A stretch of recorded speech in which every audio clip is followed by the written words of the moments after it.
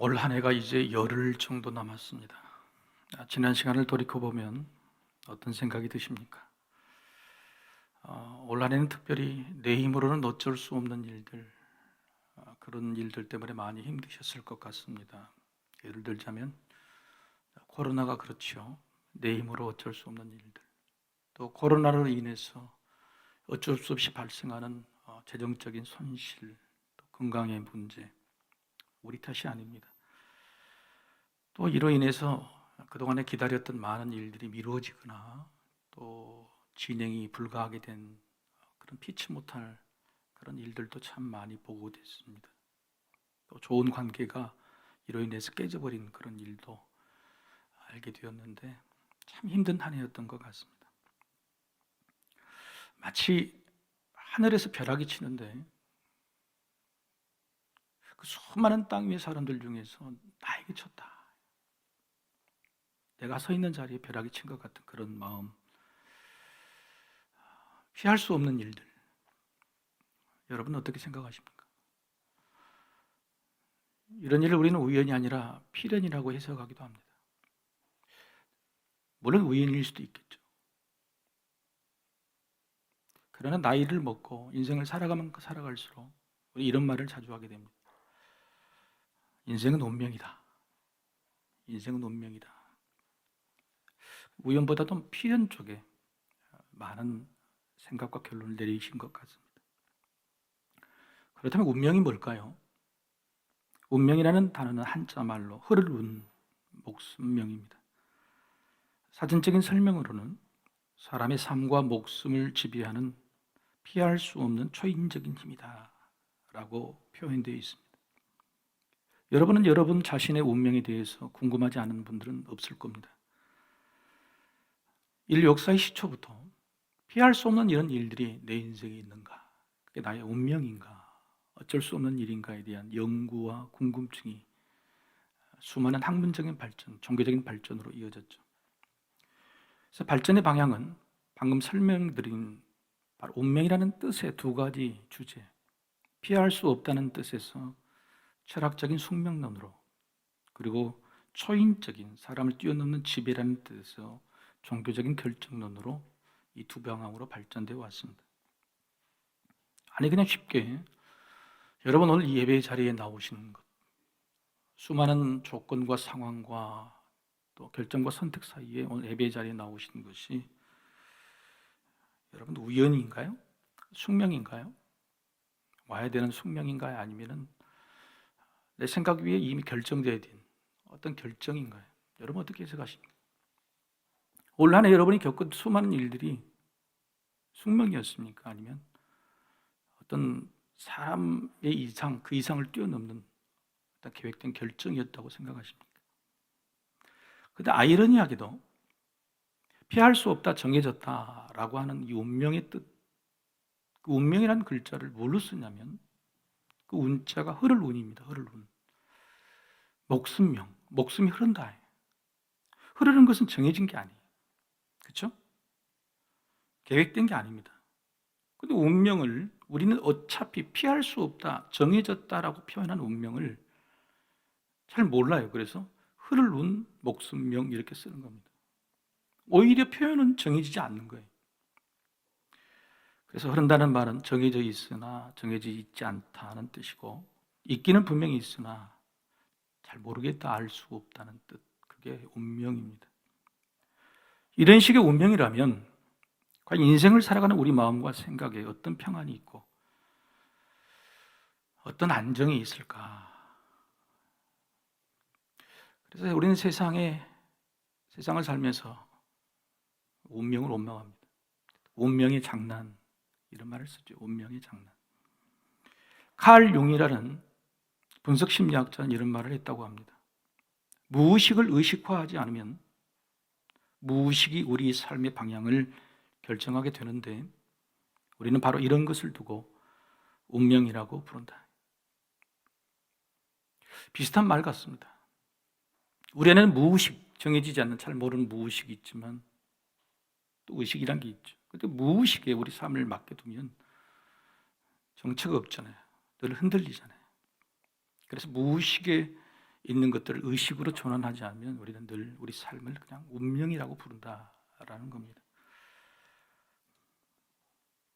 모르는 운명이라는 것, 그저 흐르는 것에 우리의 목숨과 인생을 맡기고 싶은 분은 없을 겁니다. 그래서 저는 오늘 우리가 이 자리에 나온 것이 모르는 것에 이끌려 나온 것이 아니라 분명한 것에 이끌려 나왔다고 생각합니다. 그래 마음이 좋아요. 그 분명한 것이 우리는 뭐라고 믿냐면 하나님의 계획, 이렇게 믿습니다. 그래서 운명이 아니라 천명이 아니라 신명이라고 저는 적습니다. 성경 속에 많은 일이 우연한 운명처럼 보이는 경우가 참 많습니다. 어떻게 갑자기 저런 일을 당하고 이 일과 저 일이 맞아떨어지고 또 이런 일이 생길 수 있는가? 마치 성경이 만들어진 거짓 소설처럼 느껴질 때가 참 많습니다. 그렇지 않습니까? 믿기 어려운 일들이 많잖아요. 그런데 성경이 한 사람이 쓴 책이라면, 한 사람이 줄거리를 잡고 서로 맞아떨어지게 거짓으로 충분히 이걸 조작할 수 있다고 생각하지만, 성경이라는 것은 수없이 많은 사람이 쓰고 또 한 시대에 써진 것이 아니라 2000년 동안 써진 것이죠. 시대가 굉장히 스펙트럼이 넓고 수많은 사람들이 어떻게 앞뒤가 딱딱 떨어지는 논리가 정형한 처음부터 끝까지 일맥상통한 그런 성경을 기록할 수 있을까? 성경의 앞뒤를 자세히 살펴보면 우연한 운명이 아니라 하나님께서 미리 준비하신 계획임을 알 수 있습니다. 그래서 우리는 이렇게 정의합니다. 우리 삶의 운명이 하나님께서 준비하신 계획이었음을 깨닫는 믿음을 은혜라고 말하고, 교리적으로는 예정론이라고 말하는 것입니다. 오늘 본문이 특히 그렇기 때문입니다. 다윗의 인생이 새옹지마죠. 파도를 타듯 생각지도 않은 일들이 좋았다 나빴다, 또 나빴다 좋았다를 반복합니다. 자신을 죽이려는 사울 왕을 피해서 블레셋 적군 적지 아기스 왕으로 간 다윗은 시글락이라는 땅을 얻고 그곳에서 1년 4개월에 그 언제도 누리지 못한 10년 만에 평안한 삶을 누립니다. 1년 4개월 동안.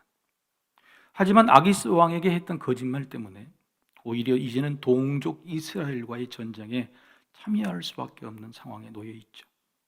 바로 이럴 때 우리는 피할 수 없는 운명이다, 이렇게 말합니다. 이스라엘 왕이 되는 운명을 타고났지만 오늘 이 순간은 바로 이스라엘의 원수가 되는 운명에 처해 있다.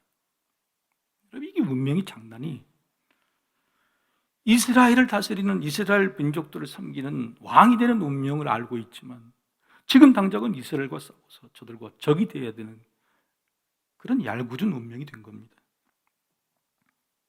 그런데요, 전쟁에 출전한 다윗을 아기스 왕의 부하 장수들, 그러니까 방백들이 보고서는 기겁을 합니다. 어떻게 믿을 수 없는 적을 데리고 왔냐는 겁니다. 더구나 블레셋의 유명한 장수 골리앗을 죽인 장본인 다윗이 언제 우리 등 뒤에 서서 우리에게 칼을 꽂을지 모른다, 믿지를 않습니다. 아기스 왕이 아무리 설득을 해도 내가 수없이 검증을 했다, 믿을 만한 사람이다. 그러나 방백들은 받아들이지가 않습니다. 여기서 블레셋의 사정을 좀 알아야 됩니다. 블레셋의 아기스 왕은요, 우리가 알고 있는 전제 왕권이 아닙니다. 큰 나라의 왕이 모든 권력을 휘두른 게 아니죠.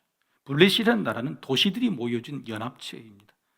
근데 그 여러 연합체, 여러 고을 중에서 아기스 왕의 그 왕자를 맡고 조금 클 뿐인 거예요. 그래서 이 연합에 있는 관계가 깨져버리면 왕은 아무것도 할 수가 없는 거죠. 아기스 왕이 아무리 다윗을 신뢰한다고 해도 나머지 4곳 이상의 방백들이 거절하면 결국 아기스 왕도 자기 살려고 다윗을 버릴 수밖에 없는 상황이 되었던 거죠. 물론 위기를 모면한 겁니다. 블레셋이라는 적의 도움으로 오히려 자기 동족을 죽일 수밖에 없는 운명에서 벗어나게 된 것은 좋은 일이죠. 그런데 이게 기쁜 일일까요? 여러분 한번 생각해 보십시오. 아기스 왕이라는 보호막을 이제 잃어버린 거예요. 자기가 블레셋 땅에서 기거할 수 있는 아기스 왕이 왕이어서 자기를 지켜줄 줄 알았는데 아무런 힘이 없었던 것이죠. 더구나 앞으로 살아갈 날이 더 난감해졌습니다. 자, 블레셋이 이스라엘과 전쟁을 하고 돌아왔다. 두 가지 결과가 있겠죠. 하나는 이스라엘이 이겼을 때와 졌을 때. 여러분, 이스라엘을 이겼을 때는 돌아와서 다윗을 얼마나 무시하겠습니까? 네 민족이 저런 민족이지, 종이 되는 민족, 노예가 민. 그래서 같이 이스라엘을 노예처럼 종처럼 잡아오고 다윗도 똑같이 그렇게 여길 겁니다. 더구나 전쟁에 참여하지 않았으니까. 근데 만약에 블레셋이 이기고 지고 돌아왔다 그러면 그 모든 비난의 화산, 그 누구에게 돌아가겠습니까? 바로 다윗에게 돌아가게 된 거죠. 그러니 다윗은 블레셋이 이기든지 지든지 이제 지금까지 평안에 보장됐던 그 삶이 이제는 운명의 장난처럼 흔들리게 될 수밖에 없는 것이죠.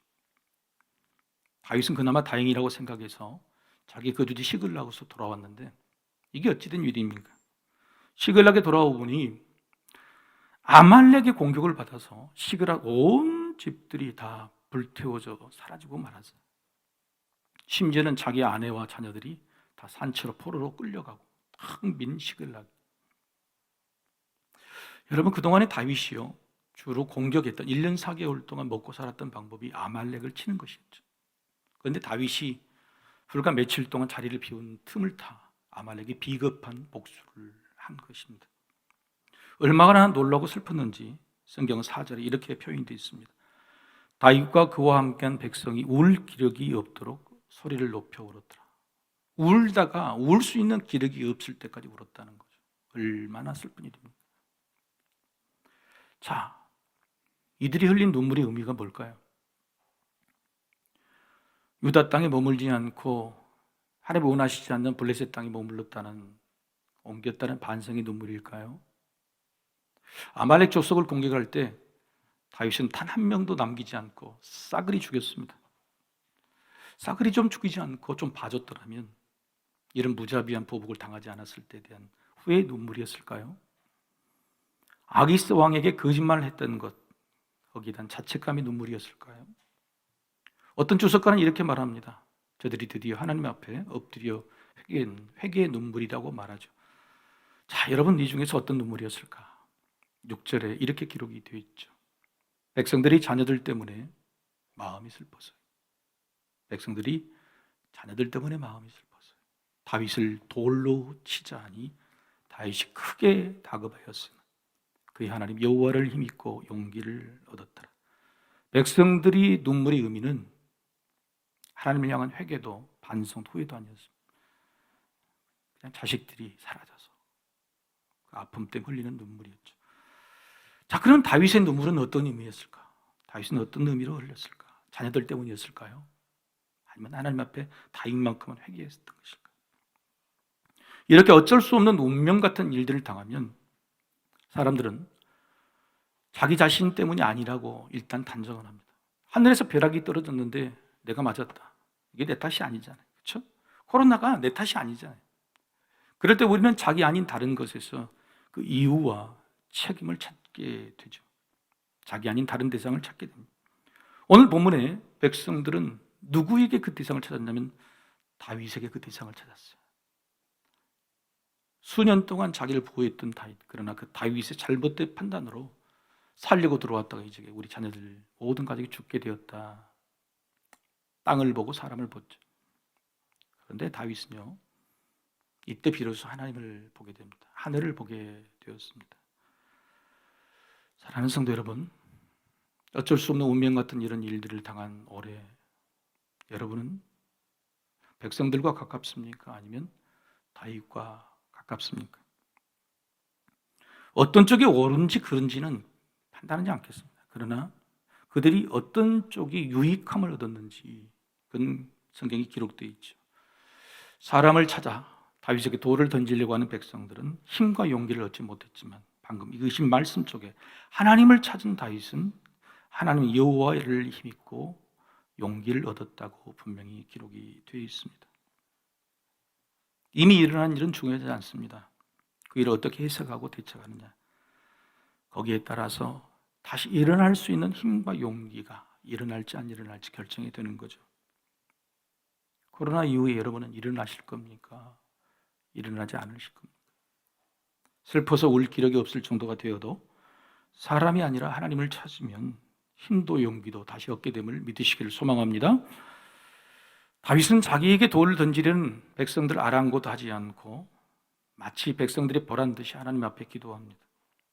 왜 그러셨습니까? 하나님, 벌을 주시려거든, 제가 죄를 지었죠. 벌을 주시려거든 나에게 주시지 왜 백성들에게, 그리고 저 연약한 여인들과 자녀들에게 주셨습니까? 그렇게 기도하지 않았습니다. 하나님을 탓하거나 자신의 자책감에 빠지거나 하나님을 원망하지 않는 기도 아니에요. 피할 수 없고 어쩔 수 없는 그런 과거는 운명이 아니라 하나님께서 정하신 계획이었음을 드디어 깨닫게 되고, 하나님의 계획이 뭡니까? 라고 묻습니다. 이게 놀라운 거예요. 왜 이렇게 됐습니까? 억울합니다. 나를 살펴달라는 게 아니라 단도직입적으로 하나님의 계획으로 압니다. 하나님의 앞으로의 계획은 뭡니까? 라고 묻습니다. 운명의 장난 앞에 하나님을 찾아 의지하게 되면 미래로 나아갈 수 있다는 겁니다. 하나님 마음에 너무나 흡족한 기도였기에 하나님이 즉시 응답하시죠. 8절 하반절 말씀입니다. 그를 쫓아가라. 내가 반드시 따라잡고 도로 찾으리라. 다윗 기도가 엄청난 기도인 거예요. 그동안에 몇 년 동안 다윗은 기도하지 않았어요. 하나님도 전혀 나타나지, 간섭하고 개별하지 않으셨어요. 그런데 다윗이 드디어 기도할 때 그 기도에 너무너무 흡족하셔서 짧은 그 한마디 말이 다 들어있는 거예요. 쫓아가라. 내가 반드시 따라잡고 모든 걸 도로 찾게 될 것이다. 확정해 주시죠. 머뭇거릴 시간이 없습니다. 쉴 겨를이 없어요. 조금만 늦추면 자신들의 가족들이 어떻게 될지 몰라요. 바로 출발시키죠. 600명의 군대를 이끌고 가는데 쉴 틈이 없이 왔기 때문에 그중 200명이 낙오를 합니다. 부설 시내가에 200명을 내려두고 여기 있으라 하고 400명을 데리고 쫓아가는 도중. 그러나 여러분, 어디로 가야 되는 겁니까?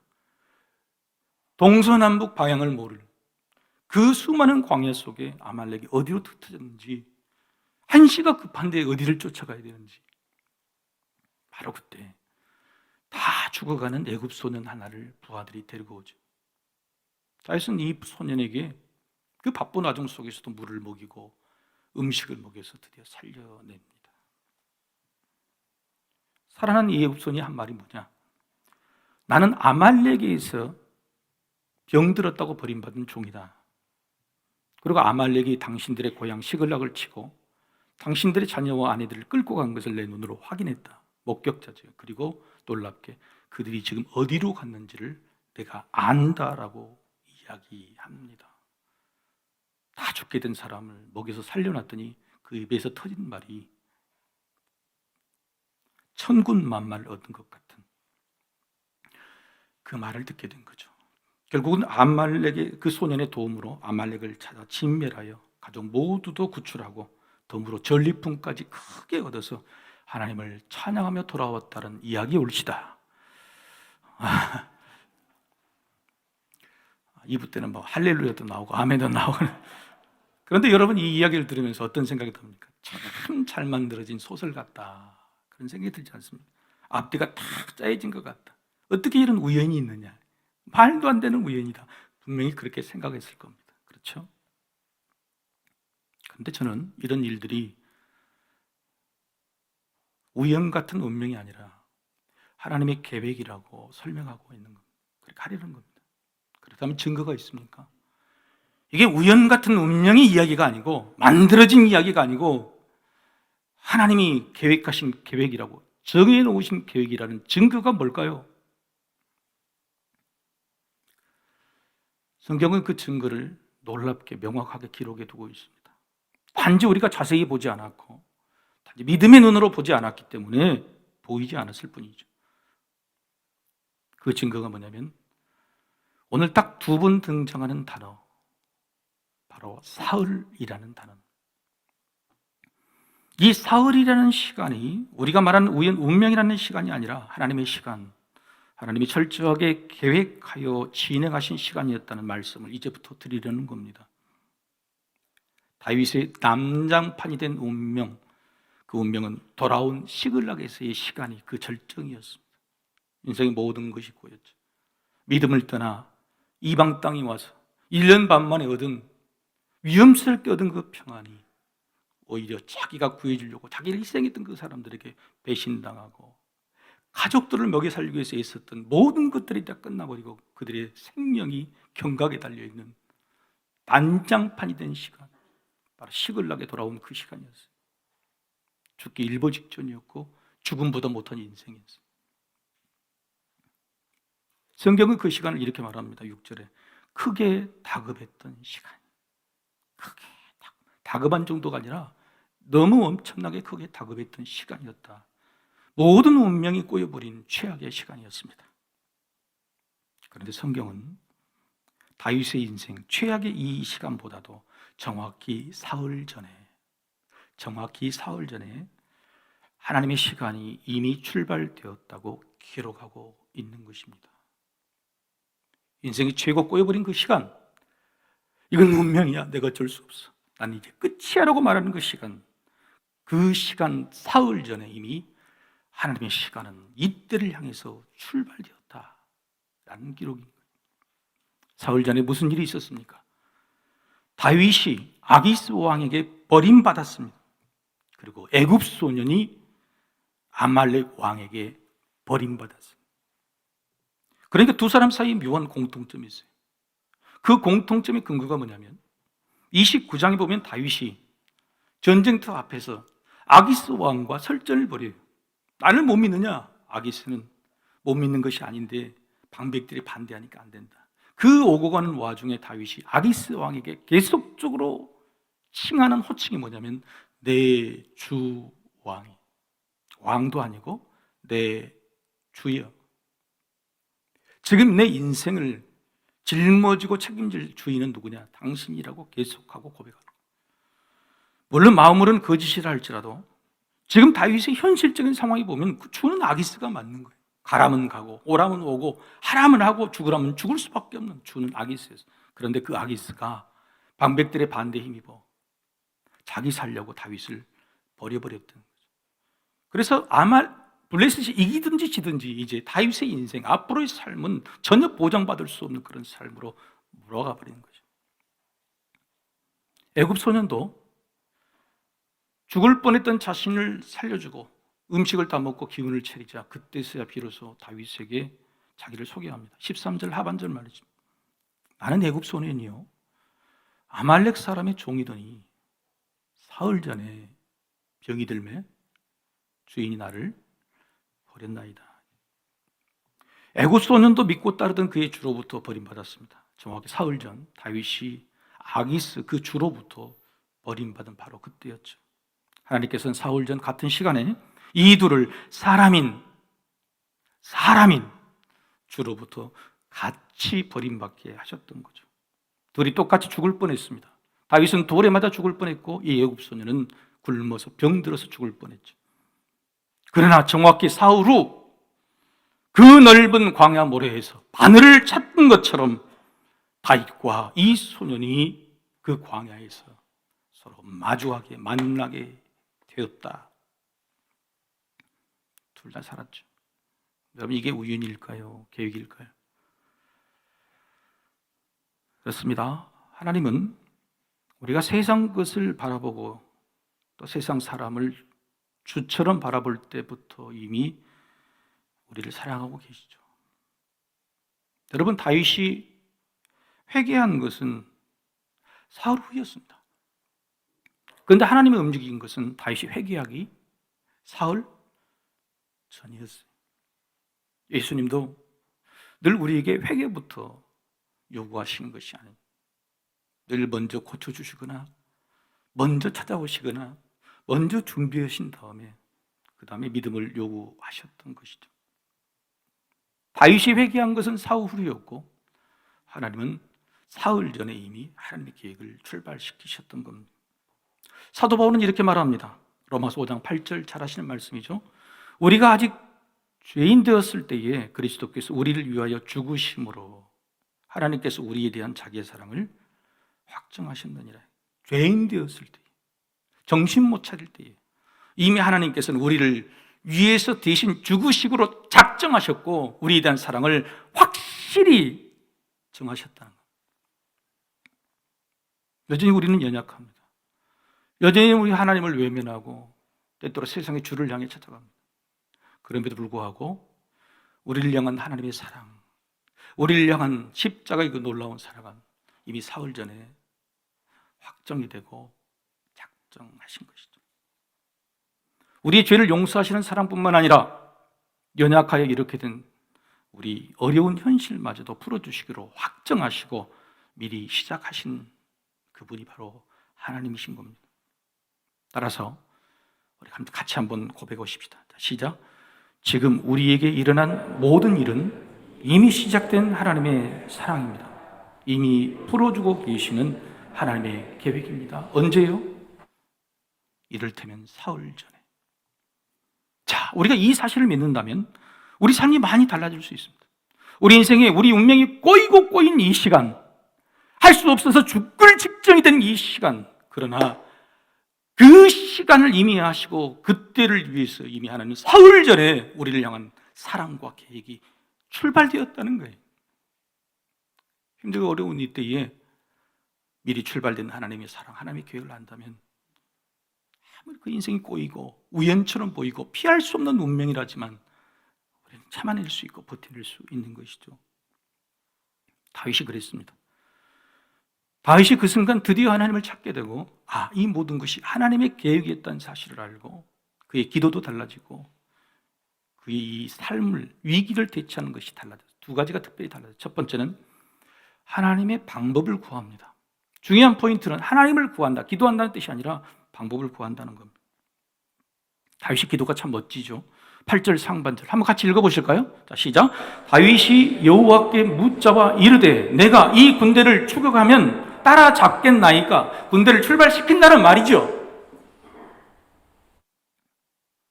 갈까요 말까요? 라는 기도가 아니에요. 어떤 사람이, 어떤 부모가, 어떤 아버지가 아내가 잡혀 있고 자녀가 잡혀 있는데 하나님 우리가 출발할까요 말까? 이런 기도를 하겠습니다.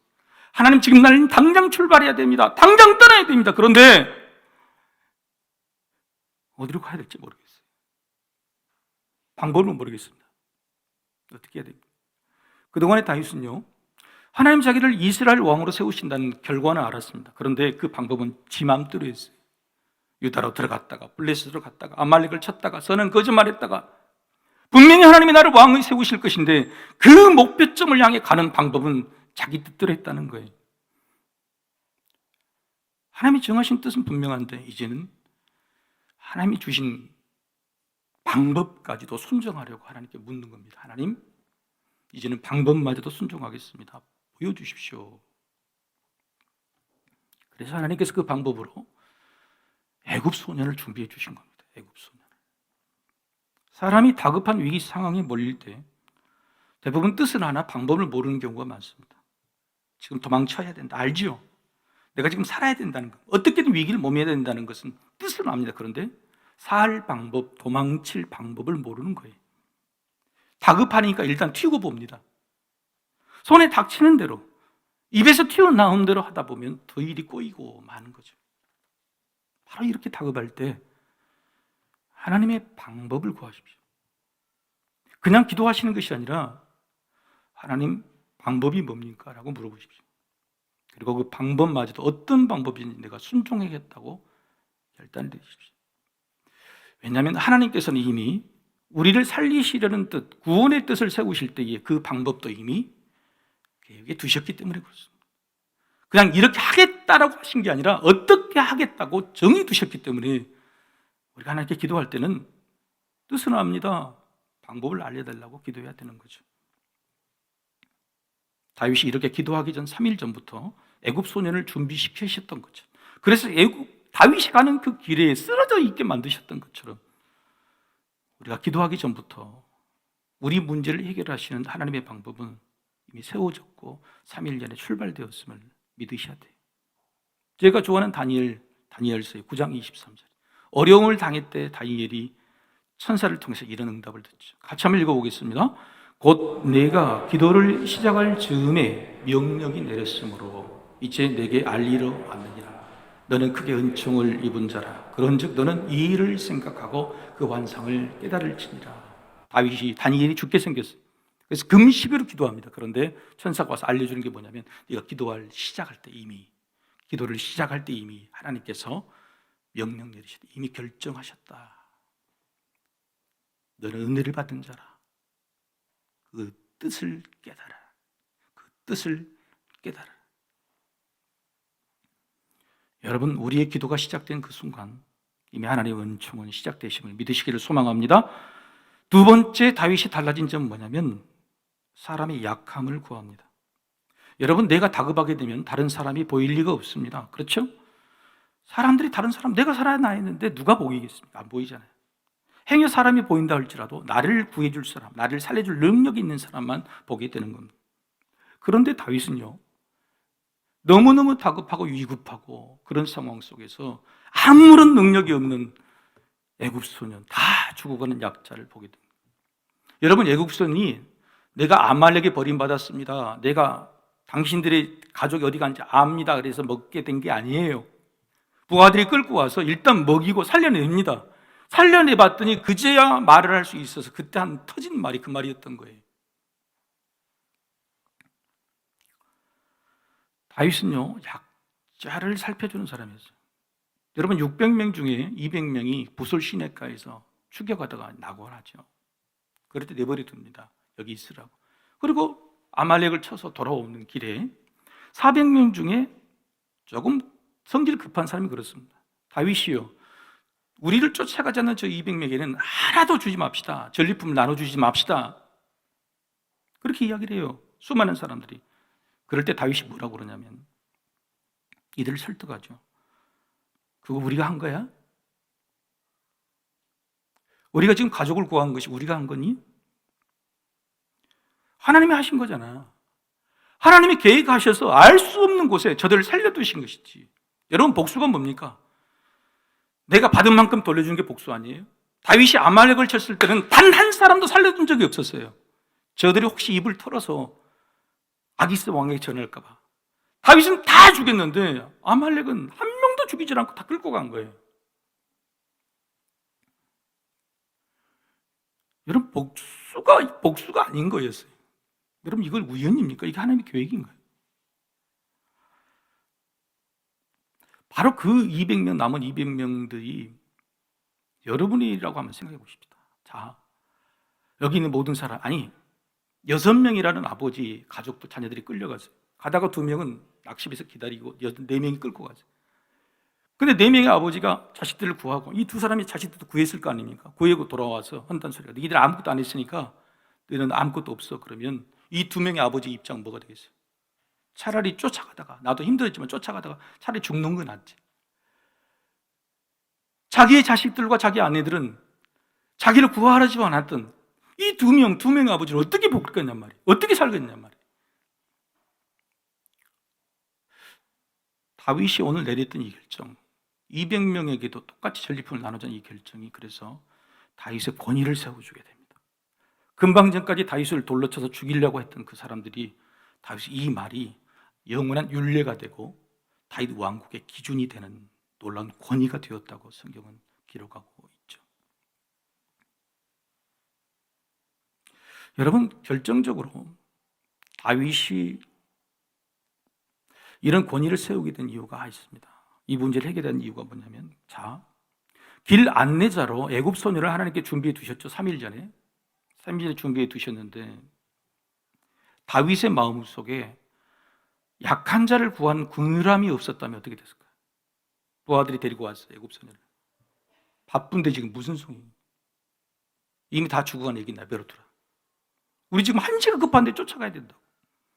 다윗의 마음속에 이런 약한 사람을 생각하는 긍휼함이 없었다면 하나님이 아무리 좋은 방법을 준비해 주셔도, 하나님이 너를 살릴 수 있는 방법이라고 3일 전에 이미 작정하시고 확정하시고 보여주셔도 다윗은 그것을 하나님의 뜻 도우심을 받을 수가 없었어요. 사실 우리 인생을 한번 봅시다. 우리를 인도하시는 하나님의 도우시는 방법, 우리의 인생에, 살아온 인생의 길가에 수없이 있었을 겁니다. 수없이 하나님 우리를 도와주시려고 미리 계획하신, 애굽 소년들이 여기도 있었고 저기도 있었어요.